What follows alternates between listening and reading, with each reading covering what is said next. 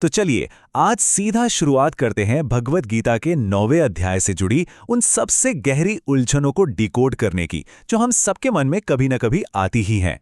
इंसान का दुख, कर्मा और उस रचयिता यानी ईश्वर का असली कॉन्सेप्ट। ये सोर्स मटेरियल जीवन के सबसे बड़े और मुश्किल सवालों पर एक बिल्कुल नया और गहरा नजरिया देता है। तो आइए बिना वक्त गवाए इस चर्चा में गहराई से उतरते हैं। इस पूरी जर्नी को शुरू करने के लिए जरा 93 बिलियन के इस विशाल नंबर के बारे में सोचिए। विज्ञान बताता है कि ऑब्जर्वेबल यूनिवर्स पूरे 93 बिलियन प्रकाश वर्ष तक फैला हुआ है। मतलब लाइट को एक कोने से दूसरे कोने तक जाने में ही 93 बिलियन साल लग जाएंगे। चांद तक लाइट सिर्फ 1.3 सेकंड में पहुंच जाती है। तो हम इमेजिन कर सकते हैं कि यह ब्रह्मांड कितना कितना ज्यादा बड़ा है। गैलेक्सीज के सुपर क्लस्टर, फिर हमारी मिल्की वे, उसके अंदर हमारा छोटा सा सोलर सिस्टम और उसके भी एक कोने में हमारी ये पृथ्वी। इस पूरे कॉस्मिक स्केल पर देखा जाए तो इंसान का पूरा जीवन, पूरा अस्तित्व एक धूल के कण से भी छोटा, बिल्कुल महत्वहीन सा लगने लगता है ना?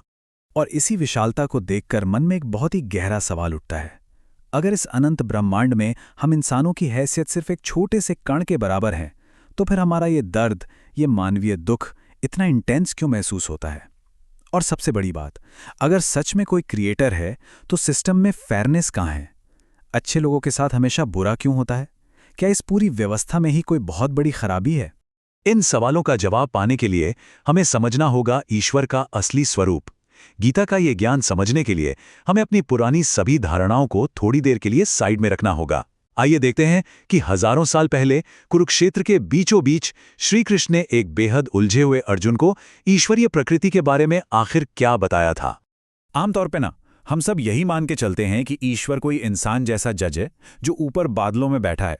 वो सब कुछ देख रहा है और एक एक करके तय कर रहा है कि किसे इनाम देना है और किसे सजा। लेकिन यह गीता एक बिल्कुल ही अलग नजरिया सामने रखती है। गीता के अनुसार ईश्वर एक सर्वव्यापी, निष्पक्ष और पूरी तरह से डिटैच्ड सिस्टम है। वो कण-कण में है, सब कुछ उसी में है, लेकिन वो खुद किसी भी चीज में फंसा हुआ नहीं है। इस बात को इलेक्ट्रिसिटी यानी बिजली के एक बहुत ही शानदार उदाहरण से आसानी से समझा जा सकता है। देखिए, बिजली एक न्यूट्रल फोर्स है, राइट? अगर हम इससे कोई बल्ब जलाते हैं तो वो कमरे में रोशनी देती है, ये एक पॉजिटिव आउटकम है। लेकिन अगर गलती से कोई तार छू ले तो जोरदार शॉक भी लग सकता है, जो कि नेगेटिव आउटकम है। अब ध्यान देने वाली बात यह है कि दोनों ही मामलों में पीछे का पावर सोर्स बिल्कुल एक ही है। ईश्वरीय व्यवस्था भी ठीक इसी तरह एक न्यूट्रल सिस्टम की तरह काम करती है। वो इंसान के हर एक एक्शन को सीधे बैठकर कंट्रोल नहीं कर रही होती। तो यहाँ सबसे क्रूशियल पॉइंट ये निकल कर आता है कि अगर इंसान का हर एक एक्शन सीधे क्रिएटर ही कंट्रोल कर रहा होता, तो फिर इंसानों के पापों का या गलतियों का जिम्मेदार कौन होता? इसका एकदम सीधा सा मतलब यही है कि इंसानों को अपनी चॉइस यानी स्वतंत्र इच्छा मिली हुई है। हम जो भी सोचते या करते हैं उसके जिम्मेदार हम खुद हैं।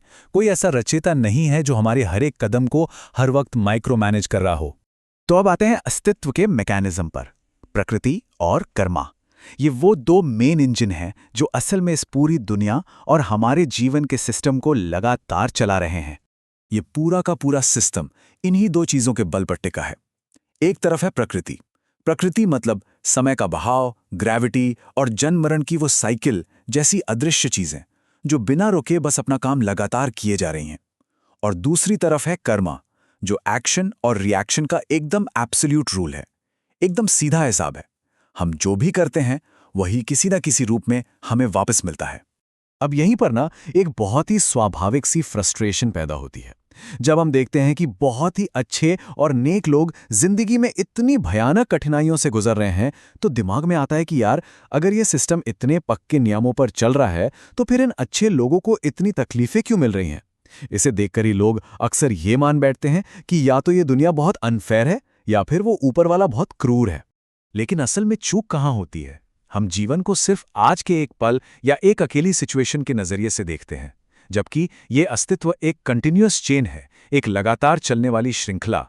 इसकी शुरुआत होती है हमारे अतीत के उन एक्शंस और कर्मों से जो आज हमें दिखाई नहीं देते। वो समय के साथ साथ धीरे धीरे जमा होते रहते हैं और फिर अंत में वो हमारे वर्तमान की हकीकत बनकर सामने आते हैं। कई बार हमारी आज की तकलीफें कुछ और नहीं, बस उन पुराने अदृश्य कर्मों का एक डिलेड रिएक्शन होती हैं जो अपना हिसाब किताब क्लियर कर रही हैं। इसलिए यहाँ सोच में एक बहुत बड़ा बदलाव लाने की जरूरत है। जीवन अनफेयर या अन्यायपूर्ण नहीं है। सच तो यह है कि ये पूरी तरह से परफेक्ट और फेयर है। दिक्कत सिर्फ इतनी है कि हमारी इंसानी समझ और देखने की क्षमता सिर्फ इसी वर्तमान पल तक सीमित है।